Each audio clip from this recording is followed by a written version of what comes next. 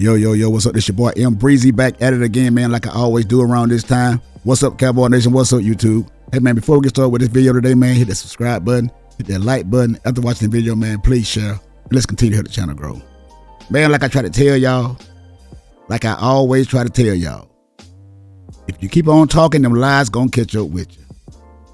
Now, there's a lot of these Dak Prescott fanboys, content creators, down there in the comment section, man, you can't tell these guys nothing. They wanted the Cowboys to tank so they can get a high pick in the draft.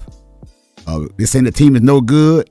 Just because Dak Prescott went out, they thought the season was over with. They want us to tank so we can get a number 1 draft pick in the draft or a top 5 pick in the draft. But they thought we was going to lose against the Commanders, but it backfired on them.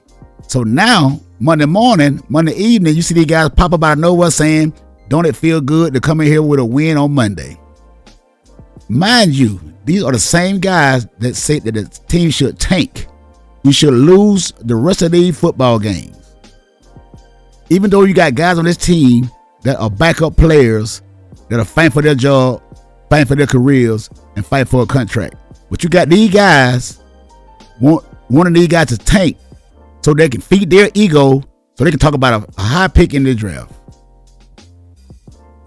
Make this make sense. We playing with a bunch of backup players on offensive line, on defense in the secondary back there, defensive end. We playing with a bunch of backup guys, man, and we went to Washington and won against a great team, a team in the Commanders that was 7-4, and everybody in America thought the Cowboys were going to lose, but we won the game. So now all of a sudden, they hop back on here with a change of mind. Now they want to get along with the program because they see the whole Cowboy Nation don't agree with what they're saying. So now they want to come back to the other side. I told you guys are flip-floppers. These guys are bipolar. These guys will go whatever they get them bruised up there, that's what they're going to say. Even though it don't make no sense at all, they're going to say it. But now all of a sudden, oh man, hey, man, Cowboy won, man, look. Man, now, look, we got something to look forward to, man. We got a bunch of backup guys, man. These guys are playing good. These guys are fighting for their job. And I know, man, I came in and said that I want this guy to tank, man. I want this team to lose, man. But sometimes you got to do this. Sometimes you got to do that. Man, shut the hell up. You guys are flip-floppers. Want this team to tank so you can feed your ego. Hey, man, like I always say, man, sometimes I wonder if these guys are real Cowboy fans or if they're just on here for the clout and get a paycheck. But Michael Parsons said he was not going for it. Michael Parsons said he's not going to tank. As long as he on the football field, he going to play to win. And he going to make sure that all these guys alongside him play to win because he's not trying to tank. And if the higher ups want to tank, man, look, not today. It won't happen today, not on my watch. And the guy came in and played a good game yesterday, man. The guy had 2 sacks. And he chased down Jay Danger the whole game. And the defense was playing good, man. Like I said, Butler, who filled in for Carson over there, which should have been made a change a long time ago. This guy, undrafted free agent, came in. The guy looked good. Hey, the guy might get a contract somewhere else because he played a good game yesterday. But all this tanking, man, we find another team if you want to tank. And if you want your team to lose, go find another team to cheer for. Go and find another team to cheer for, man, because I don't get out here and advocate for somebody to tank and lose game on purpose so they can get a high draft pick for somebody else to come in here and get paid. What about me? I want a contract. I want a paycheck too. Some of you guys are simple-minded guys, man. You are simple-minded and you'll say anything for clicks and views and likes. That's what you do. But we're going to get into this clip, man, from we got one from Shady McCoy, Chase Daniels, and James Jones on the facility. We're going to see what these guys had to say, man, about this team tanking after last week. Then we're going to come back with some more commentary. Y'all already know how we do. Y'all already know how I do. Now, what's the question? Was the victory actually a bad thing? I think it was a bad thing. Why are you trying to win? What are you trying to win for? My thing is, if I can get an earlier draft pick that's probably a lot better, more talent, why would I do that? What are you trying to win for? What does that get you? Because we had this argument last week, but my question is, if you win this game or you win some more games, you're not going to the playoffs. What are you trying to do here? Yeah. And then in the playoffs, if Dak's not going to be there for, because he's banged up for a while, right? Mm-hmm. So what are we trying to do? What are we trying to accomplish? Right? I think Mike, maybe he's trying to make a statement. Like, he knows it's not going to be the next year. He's trying to mess up the draft. It happens. Hey. We watched the Bears do that with Watch the Lovie Texans Smith. do it. Yeah, Texans did it. Come on. So Isn't this the same guy, Shady McCoy, that said last week after we lost against the Houston Texans and CeeDee Lamb and Trayvon Diggs went to the club after the game we had lost, and Shady McCoy came on the next day and said, these guys don't care about the game. These guys just lost against the Houston Texans, and they're out in the club partying already. These guys don't care. All this, that, and the third. But now, when we win a game, we should have lost. What are we winning for? Shady McCoy, you was a hypocrite. Now, I usually agree with you, man, but this time you're a dead wrong, man. You was a hypocrite. Man, make up your mind, Shady McCoy. Make up your mind, man. Do you want you guys to win, or do you want you guys to lose, or are you just talking just to be talking for the sake of it? That's what I think it is. That's what I think it is. You're talking, you're double talking. And when you get caught, you got nothing to say. You got the cotton mouth, you got the dry mouth. And it's a shame. But let's hear what Chase Daniel had to say, man, and James Jones had to say about the same thing about this tanking business for the Cowboys. Chase, so the Cowboys win actually a bad thing? But what do you think? You answer it because, for me, a win is never a bad thing. Like you are gonna say, and I don't know what you're gonna say, but usually you see how that means. We got to get this draft pick. We got to lose. We got to do this. We got to get high on. There's nobody in this draft that is going to change the way your franchise is going right now. I'm sorry. There is not one person. You don't know that. you don't know that. You don't know Yes, that. I do. Somebody that can the help, only but- person that can change a franchise like that is a quarterback. You are tied to your quarterback.